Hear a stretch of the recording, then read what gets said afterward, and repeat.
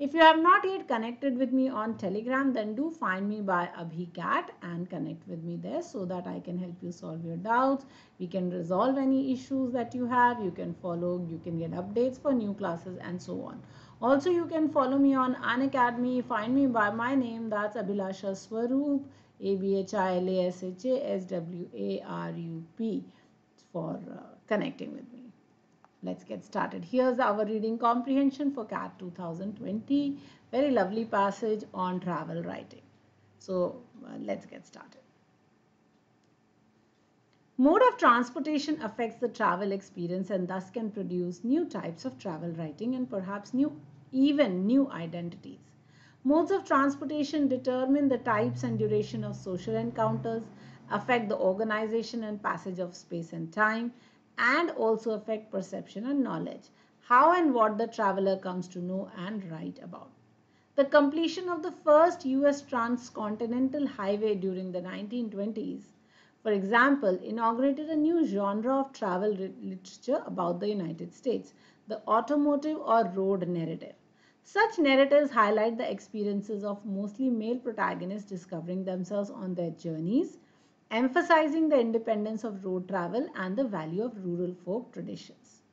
So in this part of the passage, we start out by talking about how the mode of transportation impacts the travel and also impacts brings about new types of travel writing.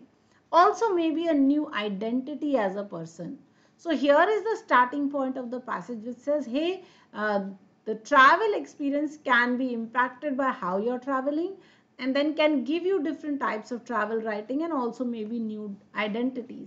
And then he gives you an example that in the 1920s, when the US transcontinental highway was built from one end of the US to the other end, so you got a new type of travel literature, which was the road narrative. So here were men who were discovering them on these long journeys which they took on the road, and this was talking about the independence of road travel, how independent it is, and how the rural folk tradition or the village traditions are, very valuable and they're being kept alive. Travel writing's relationship to empire building as a type of colonialist discourse. So, travel writing is also related to empire building. So, people who went out to, the colonies from England and from other such countries. So, they also did a lot of travel writing. So, that has drawn the most attention from academicians. So, academicians have really studied that a lot. Close connections have been observed between European and American political, economic, and administrative goals for the colonies and their manifestations in the cultural practice of writing travel books. So that travel writing and how the goals of these colonies were being put forward are very closely connected in these books. Travel writers' descriptions of foreign places have been analyzed as attempts to validate, promote, or change the ideologies and practices of colonial or imperial domination and expansion. So the travel writers, they would describe these foreign places and they would try to validate the idea of colonization or imperial domination, that it was right to dominate these people, the colonies, because civilization was being brought to them, because technology, industrialization was being brought to them, because railways were being brought to them. So the travel writers were in essence mouthpieces of the imperialist and those who wanted to practice expansionist ideas.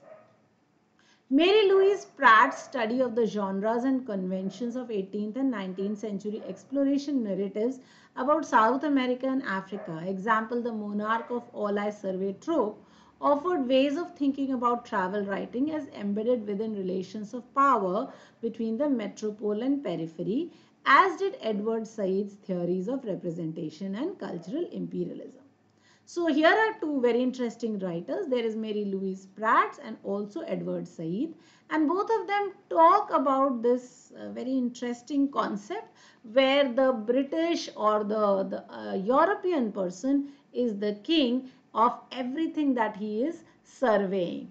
And what is the relationship between the metropole or the dominating power or the colonizing power and the periphery, that is the countries that are on the sidelines or that are being controlled.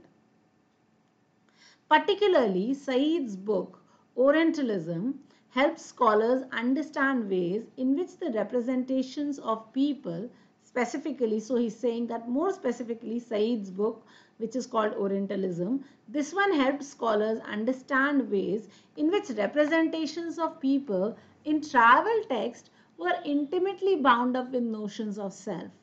So Said's book would help us or others understand how these travel writings were very closely associated with a person, with the traveler or the writer's notion of himself.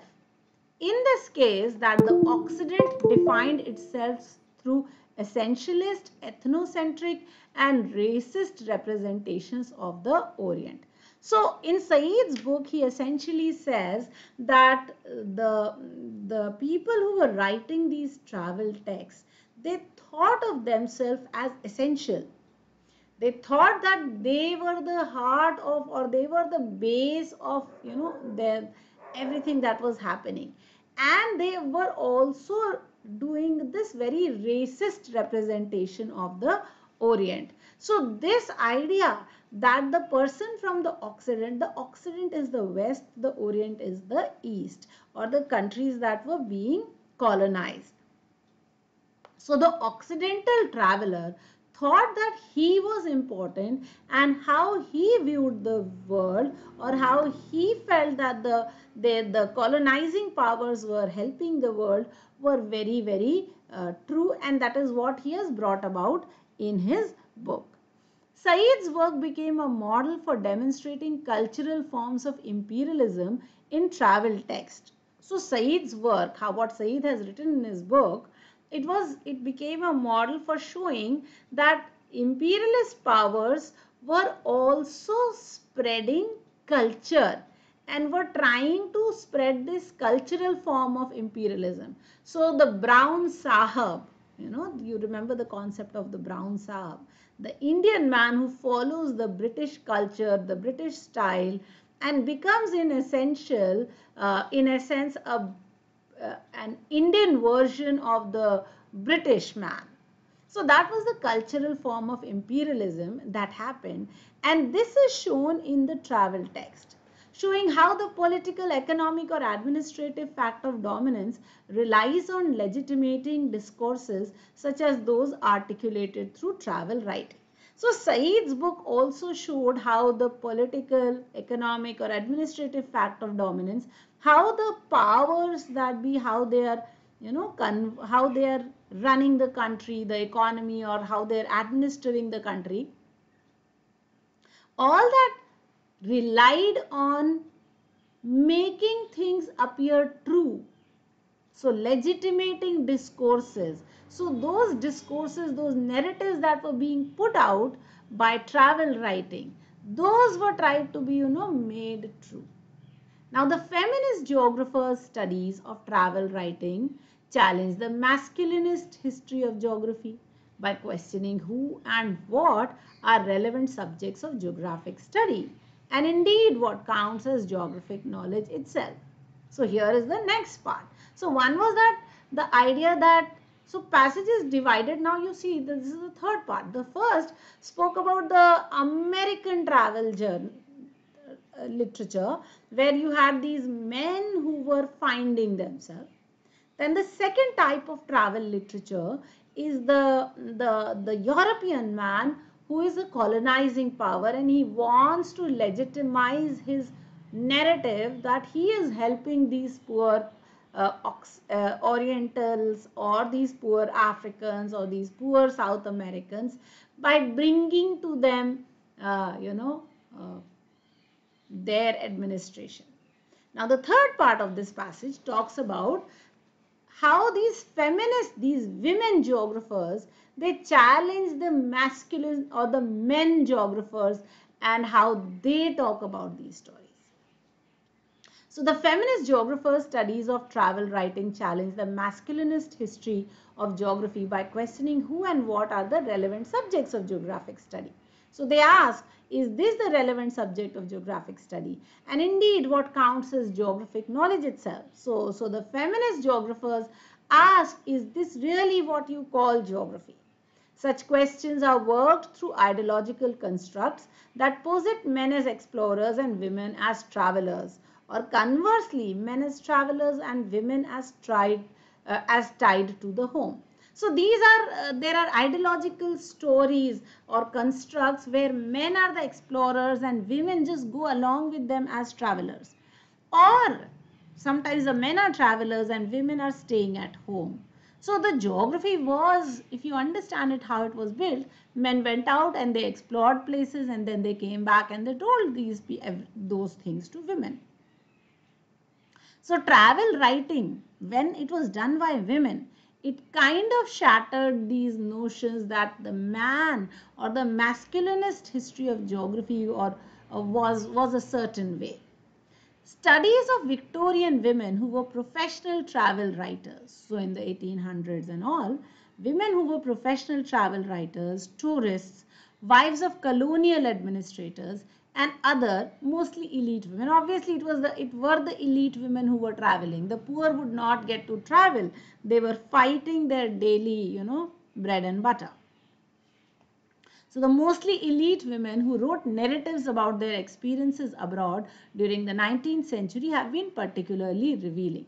So these women, whatever they have written, whatever experiences they have written about those experiences, and those experiences have been particularly revealing. From a liberal feminist perspective, travel presented one means towards female liberation for middle and upper class Victorian women. So it was liberating. The female would find her liberation when she traveled. Many studies from the 1970s onward demonstrated the ways in which women's gendered identities were negotiated differently at home than they were away, thereby showing women's self-development through travel. So when women traveled, obviously they could not be that British Rose who stayed at home and just the slightest amount of sun would, make her wilt. So their gendered identities were different when they were traveling. The more recent post-cultural turn in studies of Victorian travel writing has focused attention on women's diverse and fragmented identities as they narrated their travel experiences, emphasizing the women's sense of themselves as women in new locations, but only as they worked through their ties to nation, class, whiteness, and colonial and imperial power structures.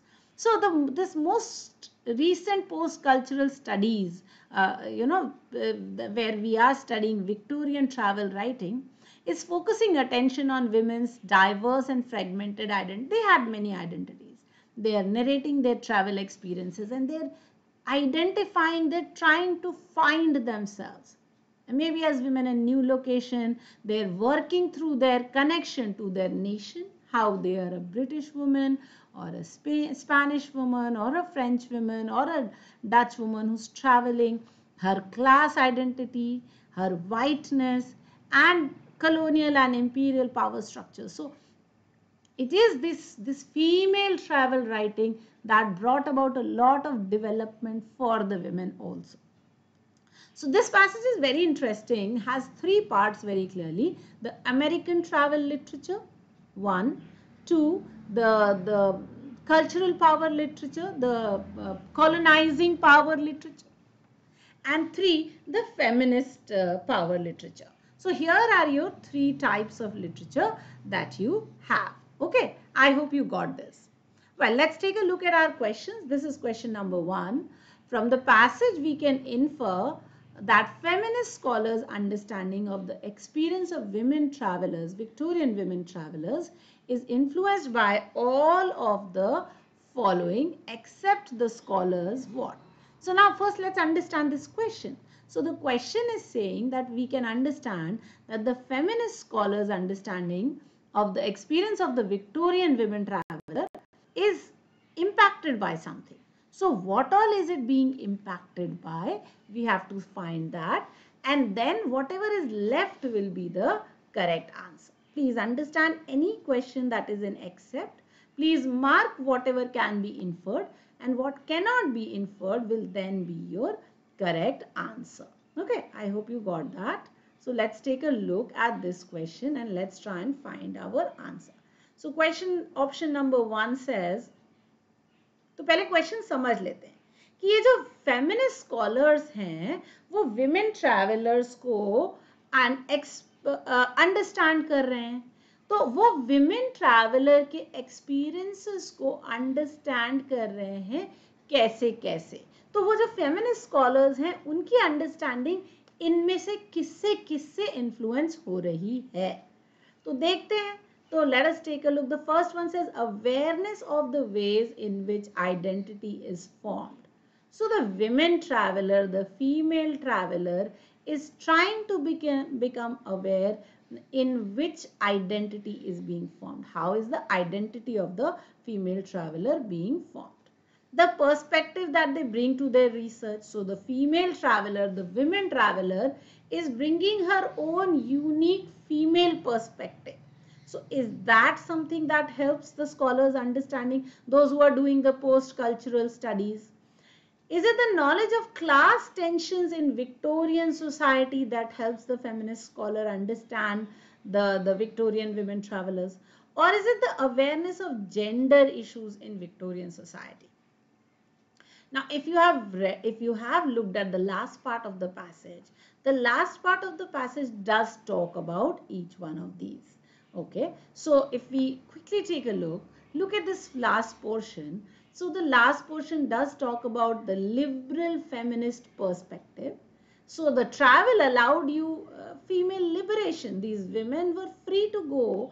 They would travel and they would write. Then the gendered identities were negotiated differently. So at home they were ladies who would not step out, while when they were traveling they would do many things differently. So there was self-development.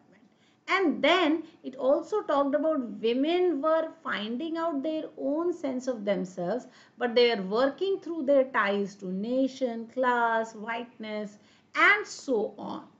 So now if you look at this question, apparently option 1 is something that can be inferred. Option 2 is also something that can be inferred. Option 3 is also something that can be inferred. Option 4, which talks about the knowledge of class tensions in the Victorian society, is something that we cannot infer from any place in the passage. And therefore, 3 cannot be the correct answer. Or as in 3 is the one that is not to be inferred, and therefore that's going to be the except answer or the correct answer. Let's take a look at our answer and check if I've got it right. Yes, see, knowledge of class tensions in the Victorian society. So we have spoken about gendered identities, we have spoken about female liberation, we've spoken about women's sense of themselves as women in new locations as they're working through their ties to nation, class and whiteness and its other things. I hope you were able to understand this question. Question number 2, from passage we can infer that travel writing is most similar to. So now if you have read this passage, we spoke about 3 things. We spoke about the American travel literature and we said that the American traveler, he writes about his own experience. Okay. We spoke about the feminist traveler who again spoke about her own experience. And we spoke about the colonial traveler who also was writing about his own experience. So everybody who was doing travel writing was more or less doing talking about his own experience. And therefore, can it be political journalism that travel writing is most similar to? No. Can it be historical fiction? Well, it's not fiction, we are very sure of that. So eliminate. Is it most similar to feminist writing? Well, there are so many types of travel writing that feminist writing would be too limiting for this. So I feel that the best answer should be autobiographical writing that we are talking about. Let's check if our answer is right. Well, yes, it is. Okay, wonderful. So here we are, take a look.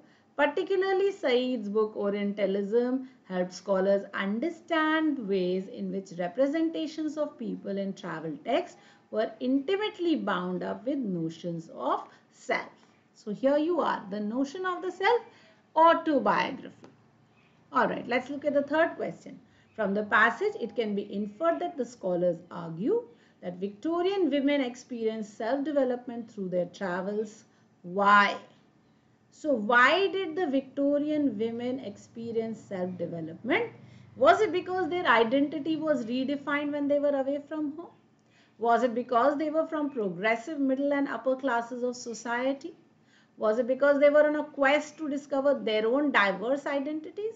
Or was it because they developed a feminist perspective of the world? Now, very clearly, this was mentioned in the passage very beautifully that their identities, their gendered identities were different when they were at home and were different when they were away. So, therefore, guys, the correct answer here should probably be 1. Let us take a moment and check if this is correct. Well, yes, the correct answer is that their identity was redefined when they were away from home. And here is the part of the passage which does tell us that. Many studies from the 1970s onward demonstrated the ways in which women's gendered identities were negotiated differently at home than when they were away.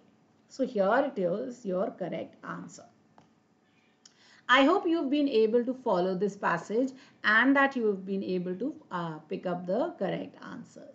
There are several other questions in this reading comprehension. So if you wish, you can follow the video and take a look at the rest of the questions also. You can look up the past year papers and follow the rest of the questions also. Alright guys, for my special classes 10:15 practice rush hour, which is a daily section test for you to solve and enjoy. Thank you so much for joining in. Remember to hit like, share, subscribe and the bell icon. Lots of fun. And also remember to use my referral code AbhiCatLive to get your 10% off on your next Unacademy subscription. Thank you so much. Have a nice day and I will see you on the other side. Adios, my amigos.